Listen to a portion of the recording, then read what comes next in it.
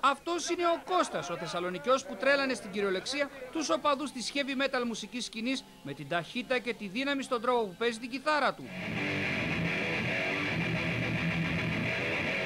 Παρά το νεαρό της ηλικίας του, ο Gus G, όπως έχει καθιερωθεί να ονομάζεται πλέον στο εξωτερικό, έχει στο ενεργητικό του πωλήσεις δίσκων πάνω από 500.000, ενώ έχει ανέβει στη σκηνή σε Αμερική, Σουηδία και Ιαπωνία με ονόματα κολοσσούς του χώρου, όπως είναι η Black Sabbath και η Iron Maiden.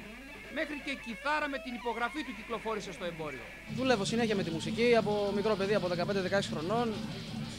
Έφυγα στην Αμερική, μετά πήγα στη Σουηδία, ξεκίνησα διάφορες μπάντες από εδώ και από εκεί, έκανα δισκογραφία, περιοδεία συνέχεια. Είναι αποτέλεσμα χρόνου και σκληρής δουλειάς. Οι πιτσιρικάδες που τον λατρεύουν μαζεύτηκαν στο αγαπημένο του κατάστημα στην Οδό Ακαδημίας, από όπου αγόρασε την πρώτη του ηλεκτρική κιθάρα, για να τον δουν από κοντά και να πάρουν αφίσες με την υπογραφή του. Δεν ήταν λίγοι εκείνοι που έφεραν ακόμη και τις κιθάρες τους για να τις υπογράψει το είδωλό τους. Ο Κώστας, το Ελληνάκι που έγινε ο περιβόητος πλέον Gus G της διεθνούς σκηνής του heavy metal. Στα μάτια τους βλέπει κανείς και το δικό τους όνειρο. Με πολλή εξάσκηση μπορεί κάποτε και οι ίδιοι να γίνουν διεθνείς rockstar.